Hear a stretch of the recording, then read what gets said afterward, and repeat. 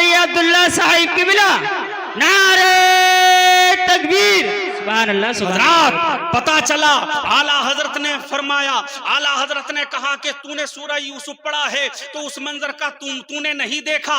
उस मंजर को देख कि जब मिस्र के बाजार में यूसुफ को बेचा गया था और उसको गुलाम बनाया गया था और वहां पर जुलेखा उस पर आशिक हो गई थी, और जब उस पर इश्क सवार हो गया था जुलेखा पर, किसका? हजरत यूसुफ अलैहिस्सलातु वस्सलाम का। बोलो सुभान अल्लाह।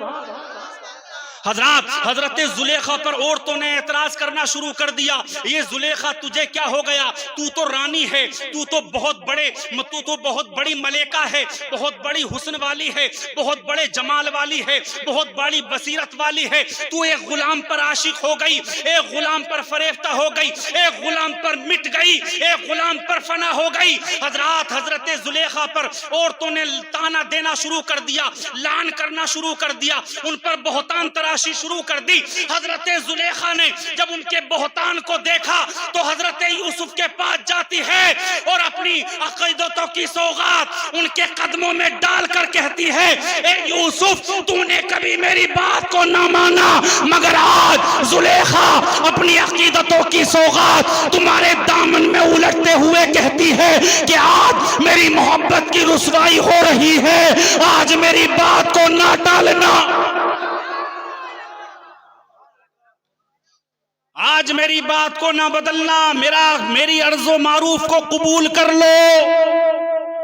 मेरी मोहब्बत दागदार हो गई, मुझ पर औरतों ने लान तान कर दिया, मेरी मोहब्बत को दागदार कर दिया। हजरत यूसुफ ने आसमान की तरफ देखा,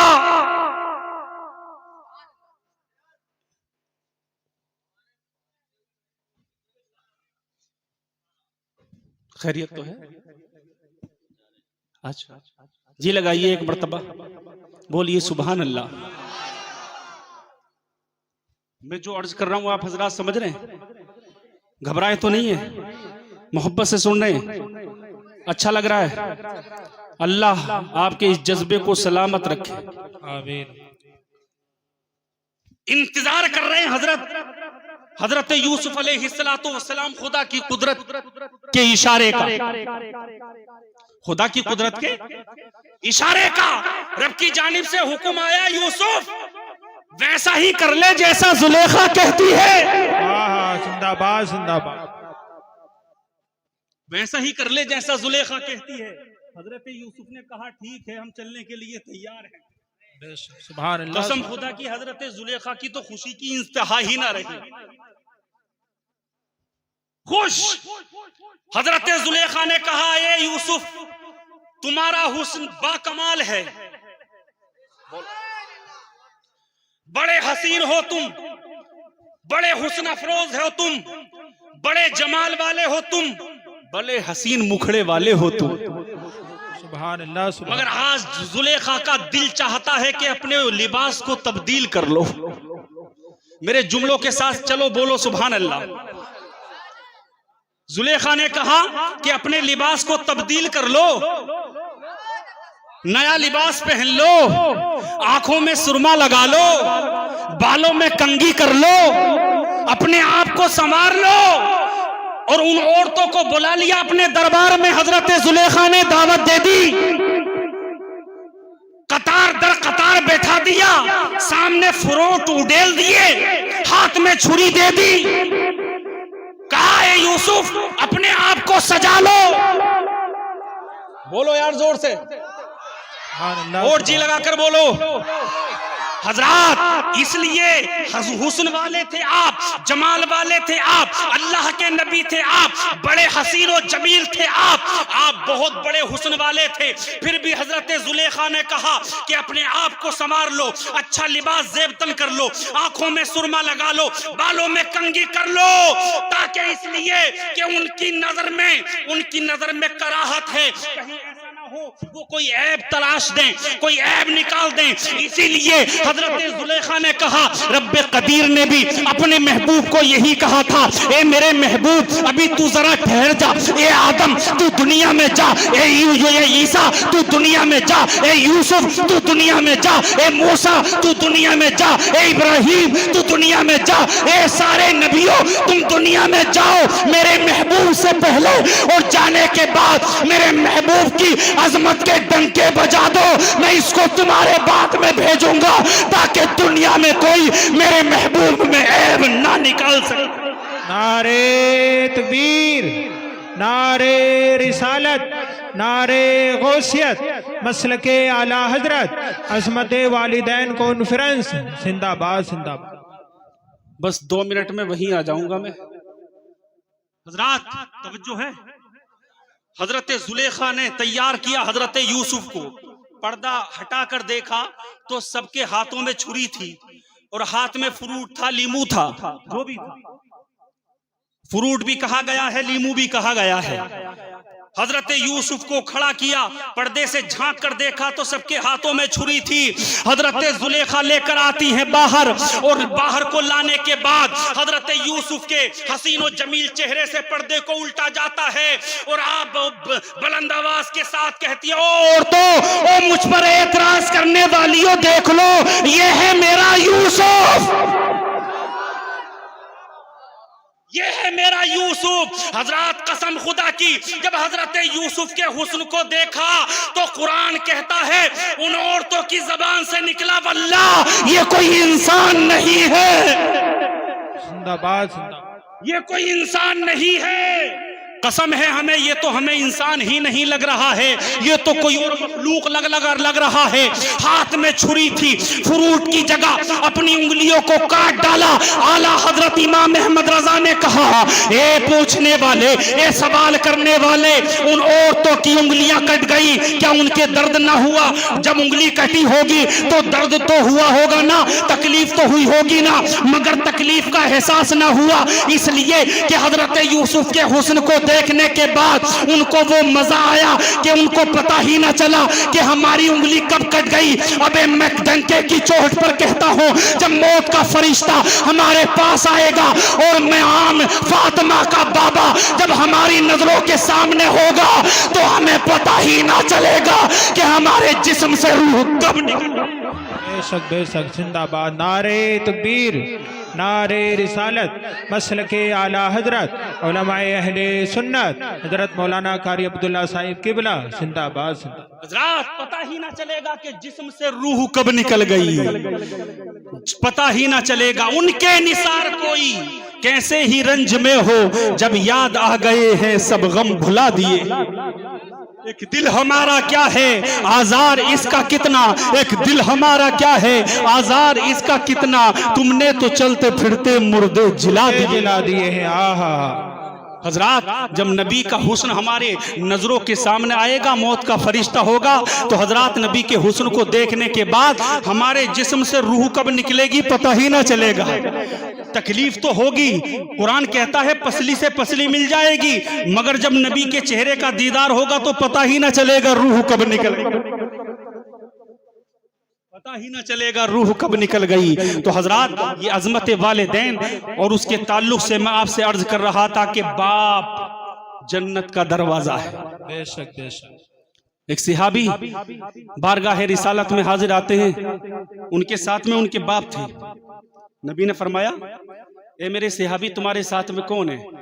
तो उन्होंने कहा ये मेरे बाप है। सुभान अल्लाह, मेरे अब्बा हैं। आज का ना जो यूनिवर्सिटी में पढ़ने वाला है, डॉक्टरी, इंजीनियर या कोई बड़ी पढ़ाई पढ़ रहा है और उसका बाप अगर खेती किसानी करने वाला है, सर पे मुड़ासा बांधे है, धोती बांधे है, सादा लिबास में रहता है, तो हजरात वो स्टूडेंट अपने बाप का तारुफ कराना अपनी बेइज्जती समझता। बेशक यही बात, सच्ची बात कह रहा हूं कसम से। उसको बेइज्जती लगती है कि ये वो बताए कि ये मेरा बाप है जो तहमद बांध कर बैठा है। अबे लानत तेरी ऐसी पढ़ाई पर, जिंदा लानत तेरे ऐसी तरक्की पर, इसे तरक्की नहीं कहा जाता कि तू बाप का तारुफ करवाते हुए शर्मा रहा है। बेशक तुझे ये नहीं, तू ये चीज भूल गया कि यही वही बाप है कि जिसने तुझे परवान चढ़ाया, इस लायक बनाया है। खून पसीने की शक्ल में तुझे परवान चढ़ाने के लिए अपने खून को जाया किया है। बेशक तुझे एहसास नहीं हजरत, एक बहुत मशहूर स्कॉलर है अंग्रेज, उसका नाम मेरे जहन में नहीं आ रहा हजरत, तो वो बहुत गरीब था, गरीब। उसका बाप रेड़ी चलाता था, रेड़ी। उसने मेहनत की, मशक्कत की, अपने बेटे को पढ़ाया, काबिल बनाया, अल्लाह ने उसे बहुत दौलत दे दी। भाई अल्लाह जो चाहता है करता है। इन्नल्लाह अला कुल्ली शैइन कदीर, अल्लाह कादिर है हर चीज पर। बेशक बहुत पढ़ा वो और बहुत उसने कमाया, दहाइयां गुजर गई हजरत। वो एक जगह जब तकरीर करने के लिए पहुंचा तो वहां पर बहुत भीड़ थी, हजारों का मजमा था। तो किसी ने कहा, मजाहिया तौर पर उसका मजाक उड़ाया कि ये तकरीर तो बहुत अच्छी करता है, स्पीच बहुत अच्छी देता है, बहुत बड़ी दौलत वाला बन गया, मगर पता है लोगों, ये वो है जिसका बाप रेड़ी चलाता था, पैबंद लगी हुई, रेड़ी भी टूटी फूटी। जब उसने सुना ना इस बात को तो उसके दिल को तकलीफ हुई। यार जाहिर है, फितरी तकाजा है। मगर हजरत, बड़ा जो होता है ना वो बड़ा ही होता है। अगर छोटा कोई किसी को थप्पड़ मार दे तो बड़ा पलटकर थप्पड़ नहीं मारता, बेशक बेशक बल्कि वो उसको अपने तरीके से मारता है। उसका तरीका अलग होता है। उस अंग्रेज ने जब इस बात को सुना ना तो उसने तकरीर करना शुरू की और उसने कहा, हाँ ये सच्ची बात है कि मेरा बाप एक मेहनत करने वाला था। ये सच बात है कि मेरा बाप मेहनत करने वाला था, रेड़ी चलाता था टूटी फूटी। और जिसने इस बात का एतराज किया था उसकी तरफ देखकर कहा कि मेरा बाप तो मर गया, मेरा बाप तो चला गया, मेरे बाप की रेड़ी भी चली गई, मगर पैबंद आज भी नजर आ रहा है। आहा तो हमारे मुआशरे में जो ये पैबंद है ना, ये हमको भी बहुत नुकसान दे रहा है। वालिदैन की खिदमत करो, माँ के कदम के नीचे जन्नत है और बाप जन्नत का दरवाजा। बेशक बेशक हजरत, एक हिकायत मैं आपको बताना चाहूंगा। लिखा है कि एक 4 औलादे थी एक, और जो बाप था ना बूढ़ा हो गया, बूढ़ा। जब बाप बूढ़ा हुआ तो बच्चों को जो तरखा था जमीन का, काश्त का जो प्रॉपर्टी थी उसकी तो बंटवारा करना शुरू हुआ बच्चों में। तो बेटे ने कहा, एक बेटा फरमाबरदार था, उसने कहा, भाई क्या बंटवारा कर रहे हो? बोले ये सोच रहे हैं कि बाप किसके पास रहेगा। बताओ यार, ताज्जुब की बात है। आज हम तुम भी देखते हैं, हमारे तुम्हारे सामने भी आती हैं ये बातें। 4 औलाद हैं, 2 औलाद है, 6 औलाद है, किसी के 10 लड़के हैं, और जब बाप बूढ़ा होता है ना तो बेटे ताक झांक करते हैं कि अब्बा किसके पास रहेंगे। बेशक यही बात। एक बाप हजरत 10 औलादों को पाल देता है, मेहनत करके, रेड़ी चला के, मजदूरी करके, रिक्शा चला के, बोरी उठा के, खेती करके, मेहनत करके एक बाप 10 औलादों को पाल देता है, और 10 औलादों से एक बाप नहीं पलता। बेशक तवज्जो है।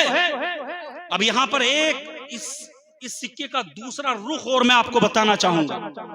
आप भी कहते हो इस बात को। अगर मैं आपसे कहूं तो आप भी मुझसे कहोगे कि मौलाना, हमने देखा है कि एक बाप 10 औलादों को पाल देता है, 5 औलादों को पाल देता है, और उन 5 से, उन 10 से एक बाप नहीं पलता।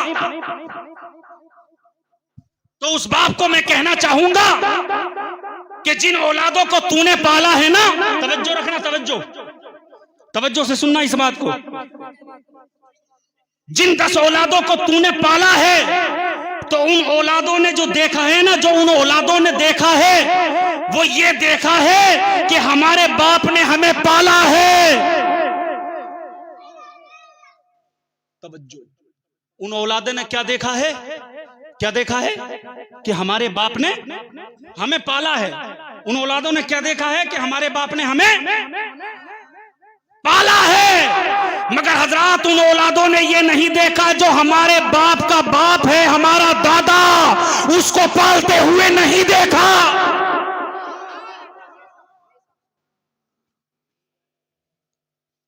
तो जब उन औलादों ने बाप के बाप को पालते हुए नहीं देखा तो वो औलाद तुझे कैसे पालेगी? बेशक बेशक। मैं कसम खुदा की डंके की चोट पर कहता हूं कि तू अपनी औलाद को पाल रहा है। अगर घर में तेरा बूढ़ा बाप है तो अपनी औलाद को भी पाल, अपने बाप की भी खिदमत कर, अपनी औलाद को भी पाल, अपने बाप का भी एहतराम कर। अगर तू अपने बाप की इज्जत करेगा, अपने बाप का एहतराम करेगा, तो कल को जब तू बूढ़ा होगा तो तेरी औलाद तेरा भी एहतराम करेगी। बेशक। नारे तकबीर, नारे रिसालत, नारे हैदरी, अज़मत मुस्तफ़ा, अज़मत वालिदैन, जिंदाबाद जिंदाबाद। ये इस सिक्के का दूसरा रुख है, समझ गए आप? ये भी कमी है हमारे अंदर। जब हमारी औलाद ने हमारे बाप को, हमारे दादा को इज्जत करते हुए नहीं देखा तो वो भी नहीं करेंगे हमारी। उन्होंने देखा ही नहीं है। और वो क्या कहावत है, जैसी करनी वैसी भरनी, जैसी करनी वैसी भरनी, वैसी भरनी। कसम खुदा की ये सच्ची बात है। जब बाप बूढ़ा हुआ ना तो बीवी ने कहा कि बुड्ढा पूरी रात खांसता है, इस बाप को ले जा, मेरे बच्चे बीमार हो गए, कहीं ले जाकर फेंका। हजरात अपने बाप को कमर पे डाला और डालने के बाद दरिया पर ले गया और दरिया में जब उसको उड़ेलने लगा ना, जब उसको गिराने लगा तो बाप की हंसी निकल गई। बेटे ने कहा मैं तो तुझे दरिया में डाल रहा हूं, तू मुस्कुरा रहा है। बाप ने कहा बेटे तू अपने अंजाम के लिए तैयार हो जा, मैं इसलिए हंस रहा हूं कि आज तू मुझे इस दरिया के किनारे लेकर आया है तो कल भी मैं अपने बाप को इसी दरिया के किनारे पर लेकर आया हूं। जैसी करनी वैसी भरनी। मैंने अपने बाप को इस दरिया में डाला, तू मुझे डालने के लिए आ गया तो तुझे तेरी औलाद इसी दरिया में डालने के लिए आएगी। अल्लाह अल्लाह अल्लाह। ये दस्तूर है दुनिया का, जैसी करनी वैसी भरनी। 4 औलादें थी, चारों में बंटवारा हो रहा बाप का कि अब्बा को कौन पालेगा। तो एक बेटा था सआदतमंद, उसने जानते हो क्या कहा? उसने कहा कि सारी जायदाद का बंटवारा किया जाए और एक हिस्सा बाप का रखा जाए, 3 हिस्से प्रॉपर्टी के किए जाएं, चारों जो चाहे वो ले लें, एक को बाप को लेना पड़ेगा। तो 3 भाइयों ने मिलकर कहा तू बहुत बड़ा अकलमंद बनना, तो तू अब्बा को ले जा। सआदतमंद था वो, बाप को अपनी पुश्त पर लिया, अपने घर में लेकर आ गया। बोलो यार जोर से। तीनों ने जमीन को ले लिया, प्रॉपर्टी को ले लिया। ये अपने बाप को लेकर अपने घर आ गया। सुभान अल्लाह। अपने बाप को लेकर अपने घर आ गया। अब बाप की खिदमत कर रहा है। बाप को कभी शोरबा खिलाता है, कभी बोटी खिलाता है, कभी सब्जी खिलाता है, कभी सालन खिलाता है, कभी बाप के पैर दबाता है। और मेरे दोस्त तो याद रखना इस बात को, तुम्हारे नबी ने ऐलान फरमाया है कि तू खुदा की बारगाह में जाता है, नमाज पढ़ता है, हाथों को उठाता है, अल्लाह से दुआएं करता है। ये खुदा की मर्जी है, वो तेरी दुआ को कबूल कर ले या तेरी दुआ को उलट दे, तेरे मुंह पर मार दे। ये खुदा की मर्जी है, ये खुदा की मर्जी है। वो तेरी दुआ को कबूल कर ले या तेरी दुआ को तेरे मुंह पर मार दे। मगर नबी ने फरमाया 3 दुआएं ऐसी हैं कि जिनको खुदा कभी रद्द नहीं करता। सुभान अल्लाह। जिनको खुदा कभी रद्द नहीं करता। अर्ज किया गया या रसूल अल्लाह वो कौन है कि जिनको खुदा रद्द नहीं करता? मेरे नबी ने ऐलान फरमाया एक मजलूम की दुआ है, तवज्जो से सुनना, एक मजलूम की दुआ है जिस पर जुल्म किया जा रहा होगा, अगर उससे तुमने दुआ ले ली तो खुदा उसकी दुआ को कभी रद्द नहीं करेगा। और दूसरी मुसाफिर की दुआ है, अगर मुसाफिर ने दिल से दुआ दे दी तो खुदा कभी रद्द नहीं करेगा। और तीसरी दुआ बाप की है, अगर बाप ने हाथ उठाकर तेरे लिए दुआ कर दी तो औलाद के हक में बाप की दुआ आसमानों को चीर देती है। सुभान अल्लाह। हजरात ये बाप की दुआ है, खिदमत करो वालिदैन की। अगर अल्लाह ने तुम्हें बाप अता किया है, माँ अता की है, तो खिदमत करो उसकी। माँ के कदम के नीचे जन्नत है, बाप जन्नत का दरवाजा है। सुभान अल्लाह, बहुत बड़ी अजमत है ये, बहुत बड़ी नेमत है अल्लाह की माँ वालिदैन।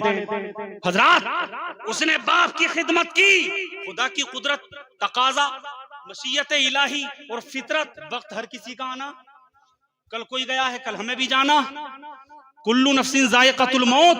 उसके बाप को मौत ने आ लिया, बड़ी इज्जत के साथ तजहीज की उसने, तकफीन का इंतजाम किया, कब्र के गड्ढे में उतारा, कब्र को दुरुस्त किया, बाप की खिदमत की थी। कसम खुदा की, रात को सोया तो ख्वाब में किसी ने आकर कहा, तेरे हिस्से के 100 दिरहम फला जगह फला मकाम पर रखे हैं, लेकर आ जा। सुभान अल्लाह, सुभान अल्लाह, जिंदाबाद। फला मकाम पर फला जगह रखे हैं, लेकर आ जा। ख्वाब ही में पूछता है, ये बता उन 100 दिरहमों में मेरे लिए अल्लाह ने बरकत रखी है? कहा नहीं। कहा तो मैं नहीं लेकर आऊंगा। आंख खुली, बीवी से ख्वाब का जिक्र किया। बीवी ने कहा, जी बड़ी गुर्बत है, ले आओ। कहा कुछ भी हो जाए मेरे लिए उसमें बरकत नहीं लाऊंगा। लेने के लिए ना गया। अगले दिन फिर नींद की बाहों में पहुंचा, सोया तो फिर ख्वाब में बेशारत होती है, आने वाला आता है और कहता है, अल्लाह की जानिब से हुक्म है कि अल्लाह ने तेरे लिए फला जगह फला मकाम पर 10 दिरहम रखे हैं, उनको ले आ, वो तेरा तरका है, तेरा हिस्सा है। ख्वाब ही में कहता है, क्या उसमें अल्लाह ने मेरे लिए बरकत भी रखी है? कहा तेरे लिए उसमें बरकत नहीं है। हजरात तो कहता है, मैं नहीं लेकर आऊंगा। ख्वाब से बेदार हुआ, बीबी से फिर अपना ख्वाब बताया। बीबी ने कहा, जी गुर्बत है, ले आओ। कहा बीबी कुछ भी हो जाए, जिस चीज में अल्लाह ने मेरे